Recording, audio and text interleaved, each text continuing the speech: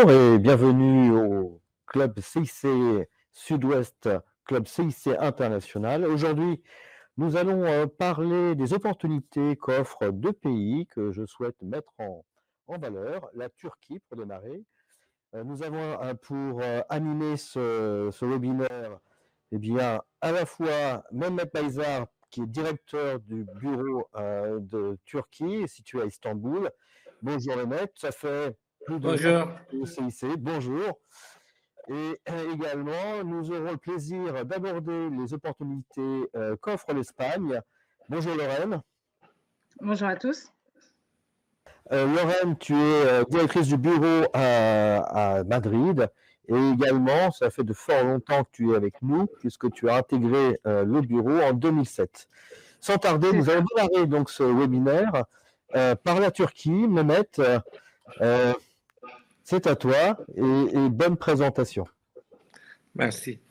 Je suis Mehmet Baziar, je suis le directeur du bureau d'Istanbul depuis 2003. Nous sommes une équipe de 3 personnes et nous, on amène nos clients sur le marché turc sur différents secteurs d'activité et on les aide pour leurs transactions bancaires. Si on parle de la Turquie, c'est un membre de G20 et c'est une économie assez industrialisée. C'est une économie complètement libérale. Ils ont une union douanière avec la communauté européenne depuis 1896. Et sur tous les produits industriels entre la communauté européenne et la Turquie, il y a pratiquement 0 taxe. La France, c'est sa 6e client. De toute façon, la Turquie exporte un peu plus qu'elle importe sur la France. Mais là, au total, la commerce internationale entre la France et la Turquie, c'est autour de 15 milliards de dollars. Il y a un salaire minimum, il y a un SMIC en Turquie qui est à 305 €. C'est une basse marché intérieur. Il y a des besoins importants parce que c'est une population assez jeune. L'âge médian, c'est 30 ans. Et après, 85 millions d'habitants. Et c'est un pays, c'est un marché assez intéressant. Il y a 450 entreprises françaises en Turquie.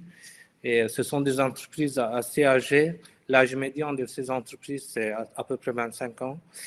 Et ce sont des entreprises industrielles, à peu près une centaine de ces sociétés, ils ont des grosses unités de fabrication en Turquie. Et ils emploient à peu près 130 000 personnes en Turquie. C'est une présence assez conséquente. Il y a les PME aussi, mais il y a des grosses sociétés françaises qui sont présentes sur le marché turc. C'est-à-dire, ils sont sur le marché turc, ce n'est pas seulement pour une main-d'œuvre qualifiée et qui ne coûte pas cher, aussi pour le marché intérieur.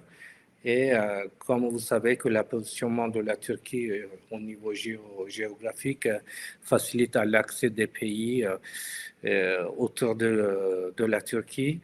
Et ça aussi, c'est un avantage pour les sociétés françaises qui sont implantées en Turquie. On a choisi le secteur d'énergie pour aujourd'hui parce que c'est un domaine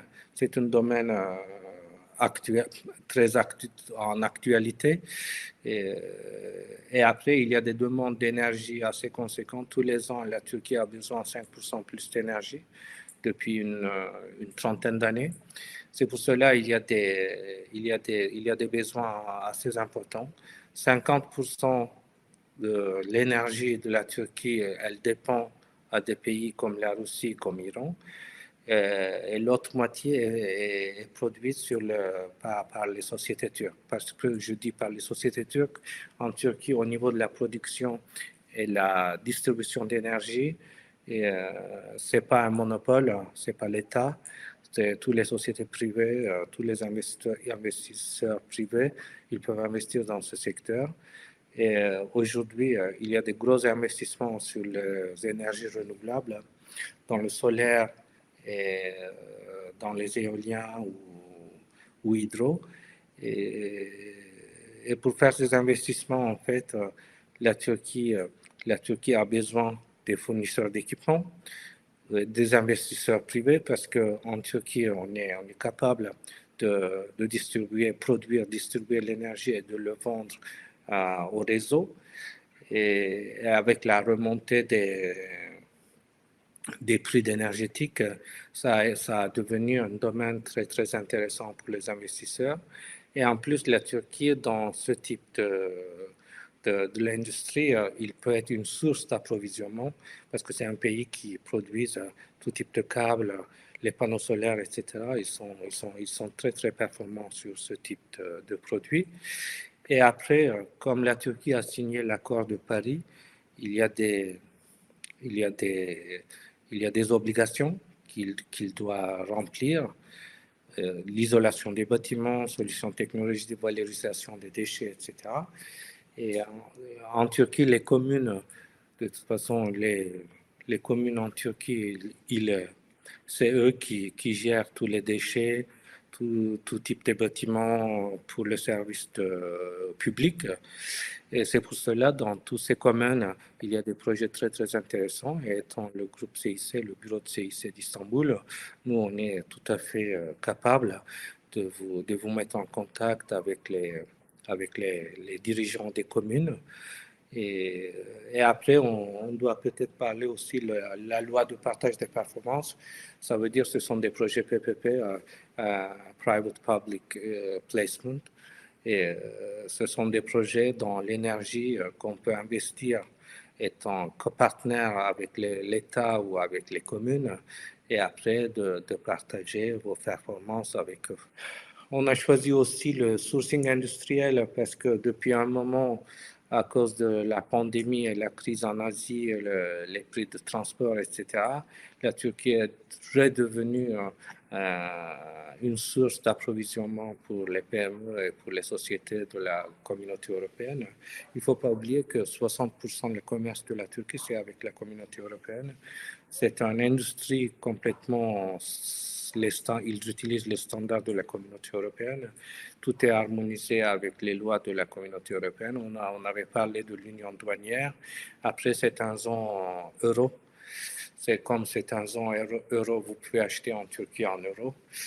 Et après, on a mis aussi les quelques secteurs intéressants, automobiles, textiles, agroalimentaire, travail des métaux, médical et de meubles.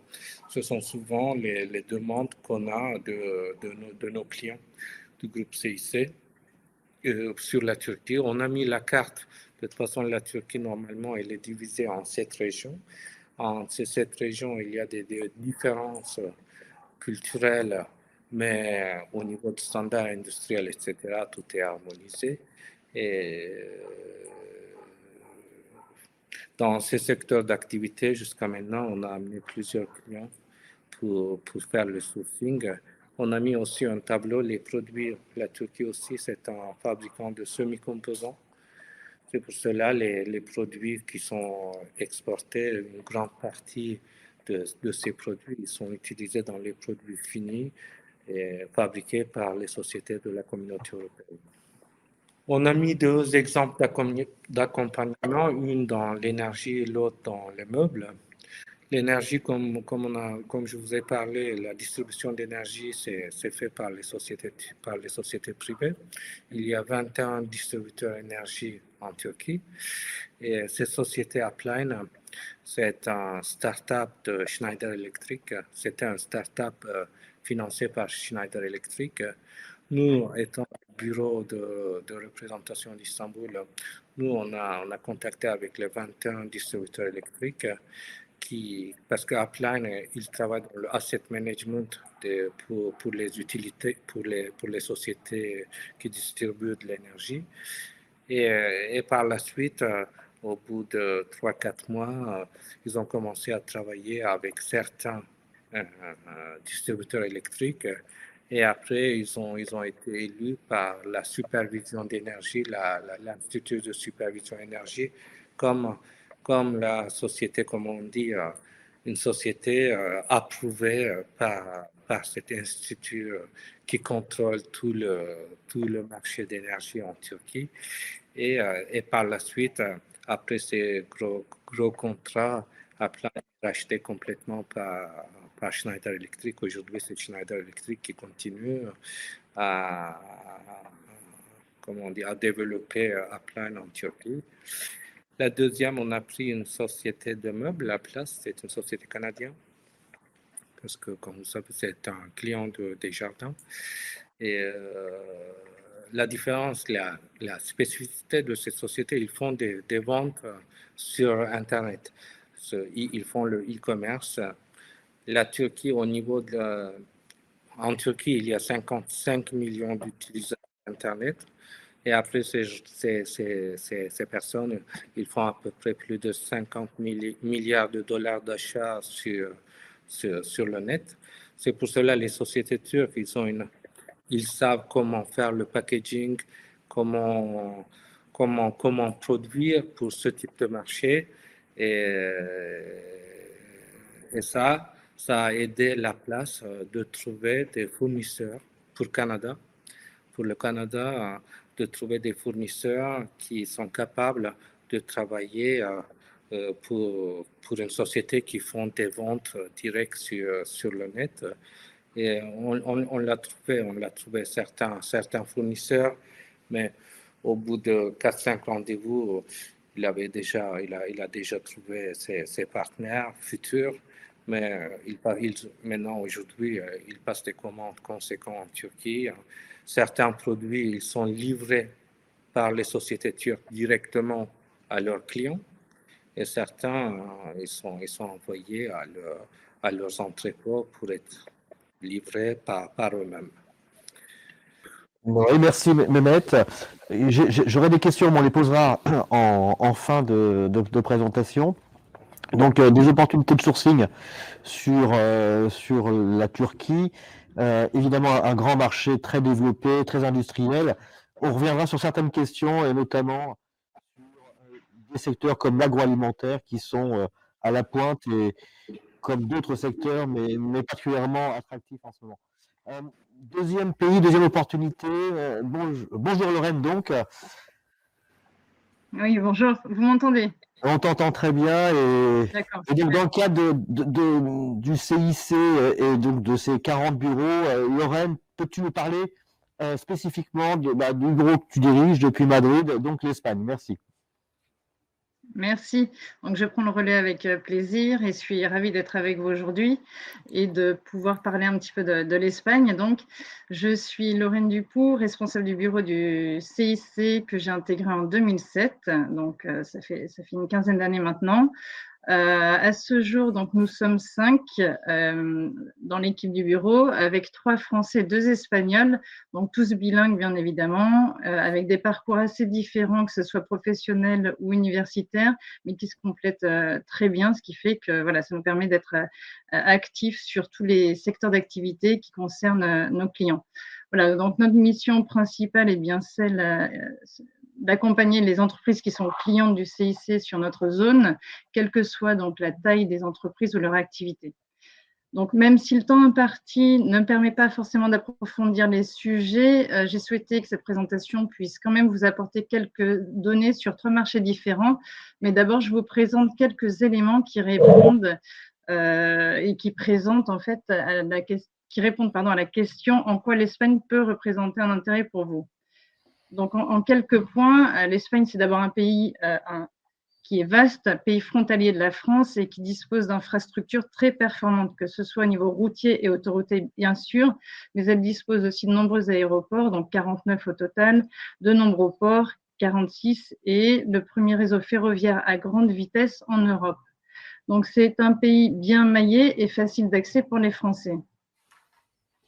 Ensuite, avec 47 millions d'habitants, l'Espagne est le 4e pays le plus peuplé d'Europe, donc une population largement urbaine, à près de 80%, et qui est principalement concentrée dans 4 puissants pôles économiques régionaux, donc avec Madrid qui est dans le centre, Barcelone et Valence sur la façade est, et puis Bilbao dans le nord. Donc, chaque région a des spécificités en termes d'activité économique, le sujet sur lequel on pourra éventuellement revenir par la suite. Donc, cette concentration dans les pôles économiques peut faciliter soit l'identification de partenaires ou encore de clients. Le troisième point que je mentionne est le fait que l'Espagne, et c'est déjà assez connu, peut être un tremplin vers l'Amérique latine et le Maghreb. Il nous est arrivé d'ailleurs, pour certains de nos clients, d'identifier des partenaires espagnols qui ont permis à nos clients français de se développer sur des zones sur lesquelles eux étaient présents, notamment en Amérique latine. Donc, ça justifie effectivement que certaines relations professionnelles et de business puissent vous amener à travailler et sur l'Espagne, mais aussi sur certains pays d'Amérique latine.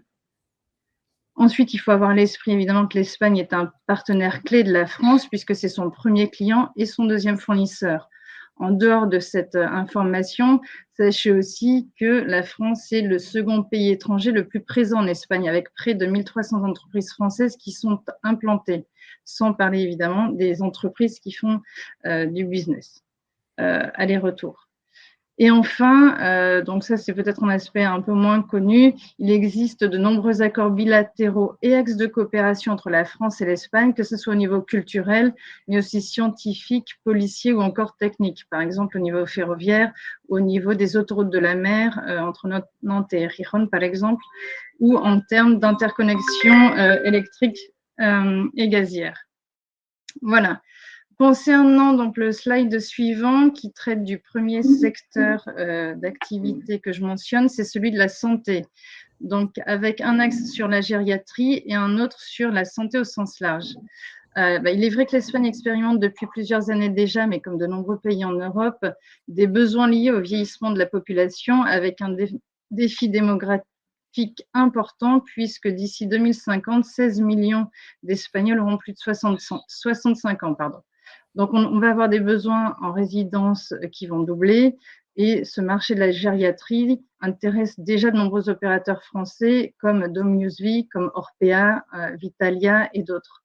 Donc, il s'agit évidemment d'une expansion naturelle qui offre des possibilités de croissance importantes face à un marché français qui est déjà bien consolidé. Donc, ces acteurs que je viens de vous mentionner se servent aussi de l'Espagne comme tremplin vers le Portugal cette fois, en tout cas dans ce secteur précis. Donc, pour ceux que le sujet pourrait intéresser, il y a plusieurs congrès qui auront lieu donc, au premier semestre 2023, comme le congrès Ali-Market sur la dépendance et la santé qui aura lieu en mars à Madrid, ou d'autres congrès autour de l'orthopédie qui auront lieu également à Madrid courant du premier trimestre 2023. Donc, il peut y avoir des opportunités si vous travaillez dans ce secteur et cherchez à vous développer, soit via des croissances externes, ou si vous offrez des solutions, par exemple pour les soins en résidence ou à domicile, ou encore si vous intervenez sur des sujets comme le senior co-housing, le co-living, etc. Concernant le secteur de la santé au sens plus large, avec l'impact de la digitalisation, du big data et de l'intelligence artificielle, on a aussi de nouvelles opportunités qui s'offrent. Donc, notamment du fait que la pandémie a accéléré la promotion des projets de numérisation des soins dans les hôpitaux, notamment que ce soit privé ou public, et en réaffirmant les avantages de la télémédecine, notamment en adoptant des technologies de santé virtuelle pour le diagnostic précoce, mais aussi les visites online et d'autres initiatives qui visent à accroître l'utilisation des nouvelles technologies pour la gestion des données de santé. Le secteur a capitalisé sur l'élan donné par la pandémie et l'arrivée également des fonds Next Generation pour continuer d'évoluer vers un modèle qui est dit modèle du futur. Donc, si vous opérez dans ces domaines ou si vous fabriquez du matériel chirurgical innovant, ça peut être le bon moment de penser à l'Espagne. Voilà, le deuxième secteur que j'aborde sur le slide suivant est celui de l'agroalimentaire, qui est le premier secteur industriel d'Espagne et qui représente 3% du PIB espagnol. Donc, évidemment, les échanges entre la France et l'Espagne dans ce domaine sont importants puisqu'ils constituent 14% du total des échanges entre les deux pays. On va trouver des opportunités, par exemple, pour des importateurs de matières premières ou transformées, des sociétés qui seraient intéressées par l'importation de fruits, de riz, d'amandes, d'olives, de safran. On a aussi les produits charcutiers, les spiritueux et j'en passe. Des opportunités aussi pour des exportateurs de produits bio, par exemple des produits spéciaux aussi. En ce moment, on a beaucoup de produits sans gluten, sans lactose, sans sucre, sans conservateur, ou encore des produits gourmets qui trouvent toujours leur place. Et enfin, à un autre niveau dans le secteur agroalimentaire, toujours, on peut avoir des opportunités pour des fabricants de solutions, que ce soit pour la traçabilité alimentaire ou des solutions pour le passage au 4.0. Donc des équipements pour l'industrie agroalimentaire, que ce soit au niveau des lignes de production, de transformation, l'automatisation en général. Là encore, des salons importants que je peux vous nommer. Celui qui est très connu, qui s'appelle Fruit Attraction, a eu lieu début octobre à Madrid et a réuni à peu près 1800 exposants et reçu 90 000 participants professionnels. Sinon, 2 autres à venir, toujours donc, dans les 4 premiers mois de l'année 2023, seront le HIP à Madrid, donc Hospitality Innovation Planet, et le Salon Gourmet, toujours à Madrid, au mois d'avril. Voilà, donc ensuite, le troisième secteur que je souhaite aborder, celui de la digitalisation. Évidemment, l'Espagne gagne des positions, que ce soit en connectivité, en utilisation des services Internet, en intégration de la technologie digitale et des services publics digitaux. Mais même si certaines entreprises, en fait, ont profité de la pandémie pour se mettre plus ou moins à jour, le chemin à parcourir pour beaucoup d'entre elles est encore long. On notait qu'avant la pandémie, en fait, moins de la moitié des entreprises et de l'administration publique en général avaient initié le processus de transformation digitale. Et selon un rapport plus récent pour le coup de l'EAE Business School, sur un rapport donc, qui concernait l'industrie 4.0, il était fait mention que 68% des entreprises industrielles espagnoles, ce qui représente à peu près 130 000 entreprises, dont la plupart comptent moins de 10 employés, doivent encore se digitaliser. Donc là encore, l'Espagne compte sur les fonds Next Generation pour accélérer la modernisation et la numérisation du secteur industriel et des services. Et si vous vous positionnez sur des sujets comme cela peut être le moment aussi de considérer l'Espagne comme un pays porteur. Donc, une mention juste concernant la 5G, puisque c'est lié évidemment à cette activité. Elle est déjà disponible donc, dans une vingtaine de villes espagnoles et le déploiement se poursuit à l'heure actuelle dans le reste du territoire espagnol. Voilà, là encore des salons importants, comme le Madrid Tech Show fin octobre qui vient d'avoir lieu, l'IoT qui aura lieu fin janvier à Barcelone, ou encore le Mobile World Congress qui se déroulera à Barcelone en février, fin février, début mars 2023. Voilà, pour les exemples d'accompagnement sur le slide suivant, le premier concerne en fait une société que nous avons accompagnée récemment, spécialisée dans le traitement et la valorisation des résidus graisseux dans les eaux urbaines, donc un sujet relativement technique, et une société que nous avons accompagnée du début à la fin, puisque nous avons d'abord travaillé sur une étude de marché pour que notre client comprenne bien comment était constitué le marché, que ce soit au niveau des acteurs nationaux, que ce soit au niveau de la réglementation qui concerne le secteur de l'eau et de l'assainissement, la gouvernance également qui est en place, les infrastructures, quels sont ceux qui les fabriquent, quels sont ceux qui interviennent, quels sont ceux qui peuvent sous-traiter aussi une partie de leur activité. Donc l'étude de marché a traité l'ensemble de ces points. Également la partie financement, comment ça se passe en Espagne, quelles sont les compétences de l'État, des communautés autonomes et des municipalités.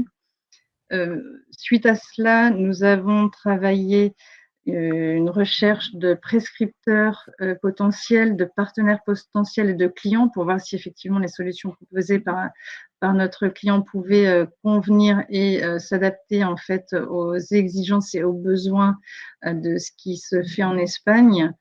Et ces 2 démarches en fait nous ont permis par la suite de proposer et d'organiser des rendez-vous avec 8 acteurs, que ce soit des administrations publiques, que ce soit des acteurs privés, que ce soit des entreprises qui pourraient être partenaires dans le cadre du développement de notre client. Donc, c'est une prestation qui s'est étalée sur plusieurs mois qui a pris fin récemment avec ce que l'on appelle une mission accompagnée, c'est-à-dire qu'en dehors d'organiser les rendez-vous, nous avons accompagné nos clients à Barcelone, à Madrid, à Ségovie et à Séville pour rencontrer ces entreprises-là. Et le deuxième exemple qui permet un peu de vous dire sur quel sujet on peut avancer et de quelle manière concerne une société qui était déjà présente en Espagne, qui avait un réseau d'agents qu'elle souhaitait structurer. Donc, elle nous a confié la mission de l'aider à s'implanter en Espagne, donc à créer une structure de droit local de manière à structurer et développer davantage son activité en Espagne. Donc, ce que nous avons fait avec des partenaires locaux bilingues, que ce soit sur la partie juridique, comptable et bancaire. Et c'est une société qui s'est développée davantage depuis qu'effectivement elle a créé une société locale. Voilà ce que je peux vous dire sur l'Espagne. Donc, je relaisse la main à Eric pour éventuellement les questions à aborder.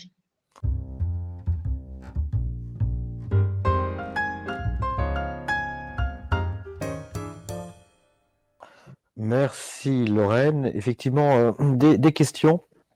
La première s'adresse plutôt à me mettre sur la Turquie. Donc, les modalités de paiement, comment bien se faire régler? Quelles sont les sécurisations préconisées par le bureau de Turquie quand on est exportateur français dans le cadre d'un marché turc? Quand on est exportateur français, ça veut dire nos clients, quand ils font des ventes sur les sociétés turques, on peut demander tout type de garantie. De toute façon, le système bancaire turc, c'est un système universel, comme il est identique au système bancaire français. Tous les instruments que vous utilisez dans les banques françaises, ça veut dire les lettres de garantie, les crédits documentaires, la remise documentaire, etc., ou les garanties bancaires, les polices, etc., sont présents sur le marché turc. Et de toute façon, au niveau des paiements aussi, il faut aussi dire qu'entre la Turquie et la communauté européenne, une grande partie de la commerce extérieur s'est fait par remise documentaire et en euros. Et même les paiements de transport, etc., ça peut se faire en euros. Et après, pour information complémentaire, un camion entre la Turquie et la France, ça dure 3 jours de transport. D'accord, donc effectivement, tu préconises quand même d'avoir un niveau de sécurisation ou y a-t-il peut-être de l'assurance crédit en plus à positionner? Quelles sont les pratiques? Oui, de toute façon, nous, étant le bureau d'Istanbul, quand il y a un crédit fournisseur pour un de nos clients, nous, on visite la société turque, ça veut dire la société acheteur ou la société vendeur, de lui expliquer comment ouvrir le crédit documentaire, qu'est-ce qu'il doit mettre, qu'est-ce qui doit être mentionné, etc. Nous, on suit vraiment le projet de A à Z. Et comme on a des partenaires privilégiés, ça veut dire nous, on travaille tous les jours avec les banques locales. Nous, on a des partenaires privilégiés en Turquie. De toute façon, c'est-à-dire on ne travaille pas avec toutes les banques turques, mais si nos clients ils travaillent avec une société turque, on essaye d'amener les sociétés turques à des banques avec lesquelles on travaille. De toute façon, on fait un travail, on accompagne nos clients au niveau de tout leur montage financier. Ok. Sur plutôt un secteur d'activité que tu as abordé, mais j'aimerais avoir une précision. Sur l'agroalimentaire, y a-t-il des opportunités spécifiques sur la Turquie? Il y a des opportunités spécifiques, oui, parce que la Turquie, c'est un pays, c'est le 10e pays agricole au monde, juste après la France. De toute façon, la valeur ajoutée des produits agricoles français et turcs, c'est plutôt au même niveau. Mais le problème, depuis une trentaine d'années, la Turquie, elle a commencé à convertir son secteur agroalimentaire à un secteur de transformation. Ça veut dire l'agriculture a été un peu laissée à côté. Ils achetaient du matière première de la Russie, de l'Ukraine, comme aujourd'hui l'actualité, et ils transformaient et ils exportaient sous forme de produits finis. Mais aujourd'hui, avec le besoin de produire, de faire l'agriculture, il y a un très vite retour aux essentiels, on dit. Et l'agriculture commence à augmenter de nouveau, des nouveaux agriculteurs, parce que l'âge des agriculteurs aussi a été complètement dégradé. Aujourd'hui, il y a une très grande génération jeune qui retourne dans les terres pour faire l'agriculture, etc. Les besoins sont pour aujourd'hui, la Turquie, comme elle harmonise son secteur agroalimentaire avec la communauté européenne, la traçabilité des produits sont très importants. Les besoins dans les chaînes froides, ça existe. Des enzymes, des nouvelles technologies, surtout dans le nanotechnologie, il y a des besoins. Après, il y a toute l'expertise française dans l'agroalimentaire qui peut être très, très utile pour les sociétés turques. C'est-à-dire, c'est un domaine d'activité que les sociétés françaises, ils sont déjà très, très présents en Turquie. Ils ont tous les fabricants de fromage français, ils fabriquent en Turquie. Ce sont les plus grands fabricants de fromage du pays. Et dans la distribution, Carrefour est très présent en Turquie. C'est-à-dire dans les champs froids, etc., dans l'emballage, dans le packaging, les sociétés françaises sont actives. C'est-à-dire il y a plusieurs domaines d'activité qui peuvent être très, très intéressants pour nos clients. Ok, merci Moulette. Deux questions complémentaires sur la Turquie toujours. La première, est-ce que la Turquie est-elle impliquée dans la santé en France? Dans le secteur de la santé en France? De toute façon, c'est un secteur d'activité. De toute façon, tous les gens qui sont sur le sol turc, ils ont l'accès à des services sanitaires de santé, en fait. Il y a deux types. Il y a des hôpitaux privés, il y a des hôpitaux étatiques, il y a des hôpitaux publics. Et après, depuis longtemps, les sociétés turques, comme il y a des demandes de sa population, qui est 85 millions, et aujourd'hui, ils ont eu à peu près 10 millions d'immigrés des pays différents qui n'ont pas été dans le système sanitaire santé turc. Mais aujourd'hui, comme ils sont sur le sol turc, les besoins ont augmenté. Après, la qualité des services de santé turcs, c'est très renommé. Les pays de Golfe, les Russes, les pays asiatiques, ils viennent se soigner en Turquie, ou des sociétés privées, style Allianz, style Groupama, ou des systèmes de sécurité sociale de certains pays, par exemple l'Angleterre, ils proposent à leurs participants de se faire soigner en Turquie parce que ça leur coûte un peu moins cher. Et après, la qualité, c'est la même qualité de service. C'est pour cela, aujourd'hui, la partie de santé privée a beaucoup développé en Turquie. Et après, entre la France, disons, le bureau quelque part a joué un rôle pendant la pandémie parce qu'en France, il y avait une pénurie de masques et des habits contre Covid. Et le bureau a aidé vraiment l'ambassade française pour trouver ce type d'équipement parce que la Turquie, c'est un aussi grand fabricant d'équipements médicaux et de consommables.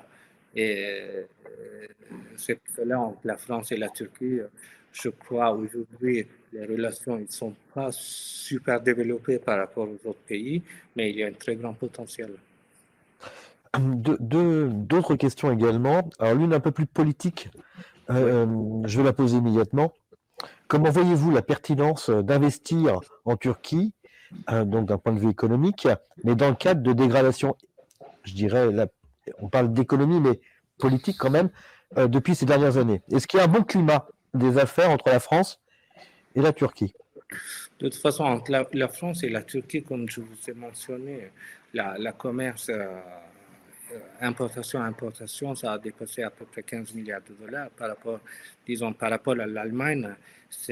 Disons, entre l'Allemagne et la Turquie, la commerce extérieur, ça a dépassé 60 milliards de dollars. Ça veut dire, ces deux pays, en fait, je crois, ils n'utilisent pas le potentiel qu'ils peuvent y avoir. mais quand même, de toute façon, la dégradation politique, c'est une réalité en Turquie. On dirait on a un sultan démocratique, mais bon, c'est un système démocratique. De toute façon, il y a les élections bientôt, etc.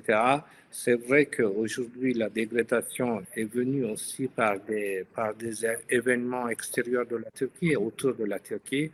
De toute façon, c'est un pays qui est entouré par Syrie, Irak, aujourd'hui Ukraine, la Russie.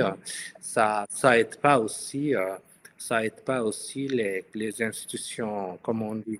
Ça aide pas aussi un climat qui est, qu'on va dire, très, très libéral. Mais bon, les affaires dans l'économie, peut-être, on a des problèmes. On a des problèmes au niveau de décisions macroéconomiques prises par le gouvernement. C'est vrai que la rationalité, est très difficile de trouver la rationalité de leurs décisions. Mais quand même, il y a des flux très, très importants qui entrent en Turquie au niveau de devises, parce qu'aujourd'hui, toutes les petites sociétés, les gros ou les moyennes sociétés russes, ukrainiennes, ils déménagent en Turquie. Et, aujourd'hui, les pays comme Iran, le Golfe, ce sont des clients de la Turquie qui viennent en Turquie pour investir, pour vivre, pour acheter. C'est pour cela, les bases économiques de la Turquie, ok, il y a des problèmes, mais c'est pas des problèmes qu'on peut pas trouver une solution. Et quand on regarde le bilan de la Banque centrale turque, aujourd'hui, tous les mois, il y a à peu près 7-8 milliards de dollars qui entrent en Turquie. Okay. C'est aujourd'hui pour les PME françaises d'investir en Turquie. Pour investir en Turquie, de toute façon, toutes les lois sont harmonisées avec la communauté européenne. Les investisseurs, ils n'ont pas besoin de trouver un partenaire local. Ça veut dire, une fois que vous investissez en Turquie, vous devenez une société turque comme les autres. C'est la même fiscalité, etc. Et le bureau est capable aussi d'accompagner ses clients au niveau des subventions étatiques. Ça veut dire par rapport au secteur d'investissement, par rapport aux régions investies, il y a des subventions de l'État, du ministère de l'Industrie ou quelconque. Et nous, étant le bureau d'Istanbul, on est tout à fait capable d'aider nos clients pour leur expliquer le mécanisme de ce type de subvention. Ça marche. Si j'ai donné la réponse à ta question. Mais... Oui, tout à fait. Une autre question, mais plus sur l'Espagne, et on reviendra, si on a du temps, sur la Turquie. Il y a d'autres questions. De toute façon, on garde les questions et on répondra précisément aux interlocuteurs dans un deuxième temps. Mon mail s'affichera en fin de présentation et je vous encourage à me contacter pour creuser les questions qui n'ont pas été traitées ce jour. Donc pour l'Espagne, alors tu peux descendre parce que j'ai une question sur l'Espagne. Quelle est la différence entre votre banque à Madrid, donc CIC, et CIC Interbanco? Je pense que c'est Iberbanco. Iberbanco. Dont oui, on parle. Voilà, donc sachez que Iberbanco. Je laisse répondre Lorraine ou je. Oui, tout à fait. Donc CIC, voilà, en Espagne, la présence du CIC se fait par le biais du bureau de représentation. Jusqu'à présent, nous disposions également d'un réseau de banques de détail qui s'appelle Targobank. Et CIC Iberbanco, en réalité, est une structure qui existe en France et qui est orientée notamment pour les clients d'origine portugaise et espagnole qui sont présents en France. Donc CIC Iberbanco n'est pas présent en Espagne. Voilà, elle sert effectivement la clientèle espagnole sur le territoire français. Une question sur qui sommes-nous? CIC Sud-Ouest, nous sommes une banque classique de réseau qui traite de tous les sujets et également du conseil, comme peut le faire nos bureaux. Mais nos bureaux ne font pas que ça, ils aident aussi les entreprises dans leur développement et la recherche de financement. Donc c'est je dirais, une boîte à outils multiple. Sachez qu'effectivement, nous avons ces 40 bureaux qui sont à disposition. Aujourd'hui, on fait un focus sur l'Espagne et la Turquie, mais nous sommes implantés partout grâce à nos bureaux. Et la composition de ces bureaux, comme le précisait Lorraine, c'est du biculturel, soit franco-espagnol pour la partie espagnole, ou purement turc, si on parle du bureau de Turquie à Istanbul, dirigé par Mehmet. Le temps s'écoule. On peut regarder s'il y a une autre question. Sandrine, tu peux redescendre sur la... Il y a un projet, effectivement. Une question. J'ai un projet de TPE en Espagne, mais je suis béotien dans le domaine financier, juridique, comptable. Pouvez-vous, entre guillemets, m'aider pour la réalisation du business plan ainsi que l'étude de marché? Là, on est en plein dans ce qu'on peut faire, effectivement. Lorraine, ça, c'est de notre ressort, il me semble. Oui, tout à fait. C'est le but, en fait, effectivement, des structures, des bureaux de représentation à l'étranger, c'est-à-dire que l'on vient accompagner nos clients qui sont souvent des TPE, PME, puisqu'elles n'ont pas toujours les moyens humains de disposer de services export. Donc, on va s'intéresser à leur activité et leurs besoins et mettre en face un cahier des charges pour justement bâtir leur développement à l'étranger. Donc, comme je le disais lors de mes exemples, il peut s'agir d'études de marché si on a besoin effectivement de valider un potentiel sur un secteur d'activité déterminé.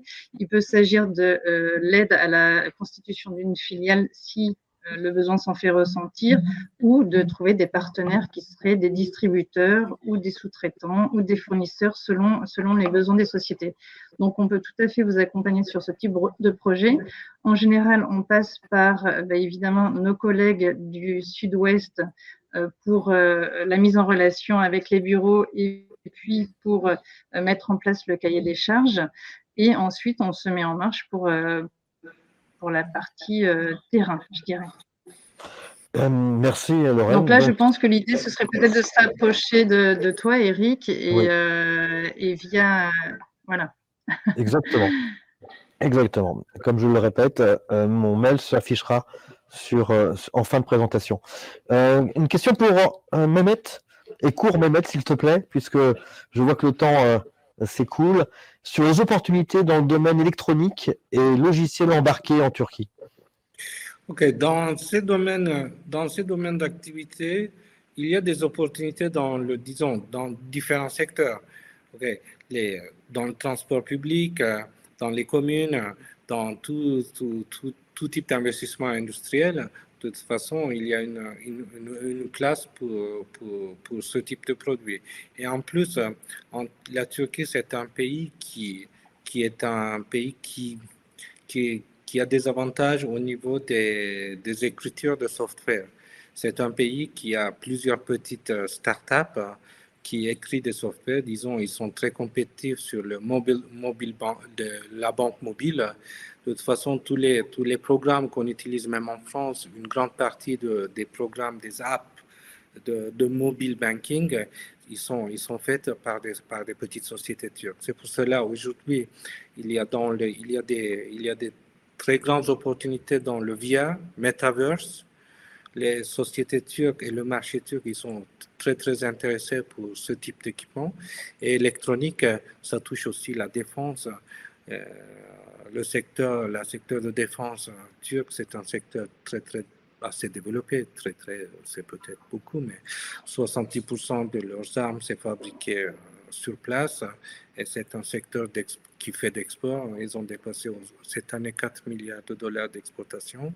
Dans ces domaines aussi, nous, étant le bureau dans le transport public, dans la défense, et chez les communes ou dans la partie industrielle qui utilise de l'électronique, nous, on est tout à fait capable d'amener nos clients et de le faire rencontrer avec les décisionnaires, les gens qui sont en mesure de prendre des décisions.